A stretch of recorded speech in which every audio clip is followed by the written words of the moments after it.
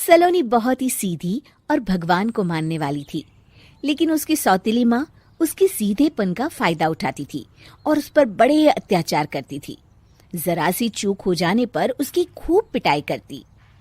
अरे सुनते हो, कोई लूला लंगड़ा देख इसकी शादी तय करो और इसे इस घर से बाहर का रास्ता दिखाओ।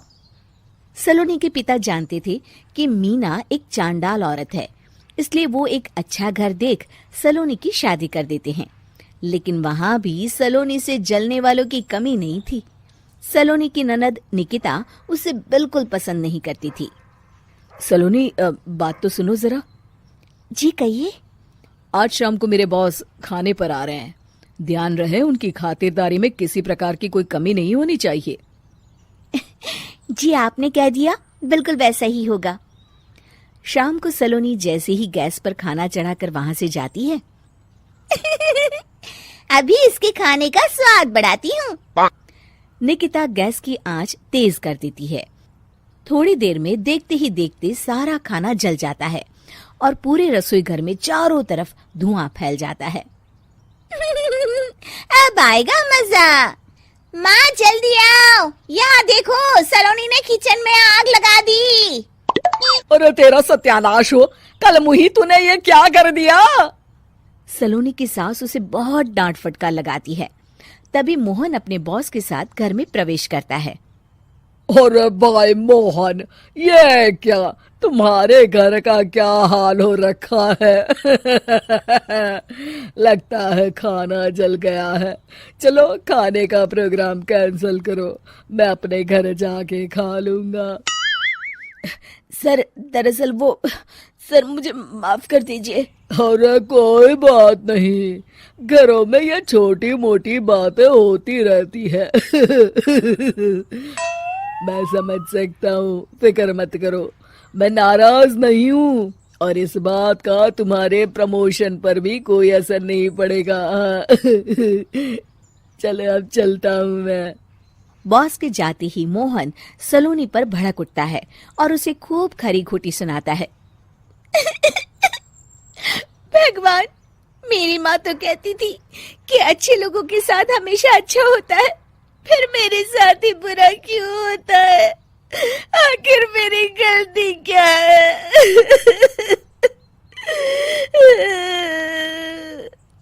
तभी आकाशवाणी होती है। बेटी, अब तुम्हें कोई दुख नहीं दे पाएगा।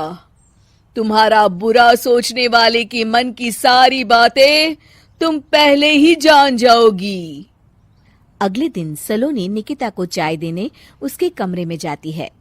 तब निकिता के मन में कुछ बातें चल रही थी। कल तो मैंने सिर्फ खाना जलाया था, अब तू देखती जा सलोनी, तेरा इस घर में जीना हराम कर दूंगी। अच्छा, तो ये बात है, अब इसे सबक सिखाना ही पड़ेगा। कुछ दिनों के बाद, सलोनी, मेरे कपड़े जल्दी से प्रेस कर दो, ऑफिस के लिए देर हो रही है।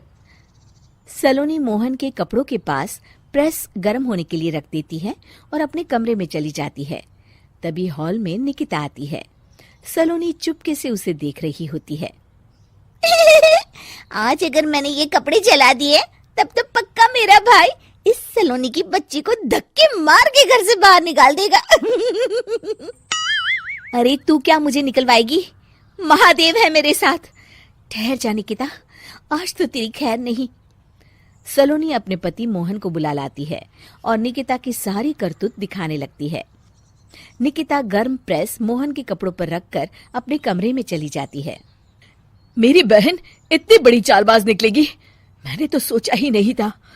मुझे माफ कर दो सलोनी, मैं तुम्हें गलत समझ रहा था। मोहन निकिता को बुलाकर उसे खूब डांट फटकार लगाता है। उस दिन के बाद से सलोनी की जिंदगी पूरी तरह बदल जाती है। सलोनी हर किसी के मन की बात सुन लेती थी। दूसरी तरफ निकिता का कोई भी दांव सलोनी पर नहीं चलता था और आखिरकार वो भी सलोनी के आगे घुटने टेक देती है। फिर एक दिन सलोनी की सास की सहेली ममता अपनी बहू कविता के साथ वहां आती है। कविता मन ही मन कहती है, अरे ये बुढ़िया पागल है जो मुझे यहाँ लेके आ गई। कहाँ मैं अपनी किटी पार्टी छोड़ के इसके साथ यहाँ मरने आ गई। पता नहीं कब तक इसे झेलना पड़ेगा। अरे ये जल्दी मरे और इसकी सारी जायदाद मेरे नाम हो जाए। सलोनी कविता की सारी बातें सुन लेती है।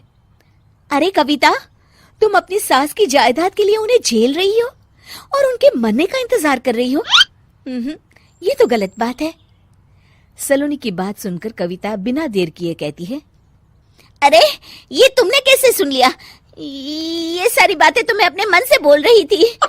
तुमने कैसे सुन लिया? बस फिर क्या था, ये सुनते ही कविता के बगल में बैठी उसकी सास उसकी चोटी पकड़ लेती है। क्यों रे कलमुही, तू मेरे बारे में ये सब सोचती है?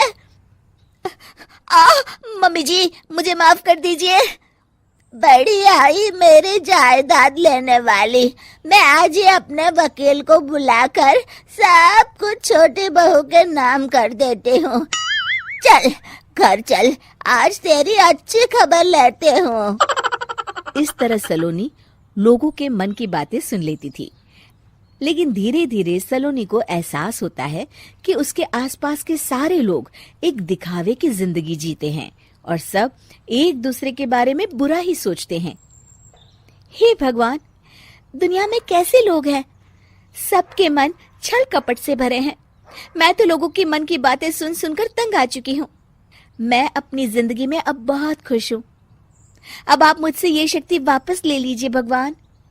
इस तरह भगवान सलोनी को दी हुई शक्ति वापस ले लेते हैं और सलोनी एक आम जिंदगी जीने लगती है।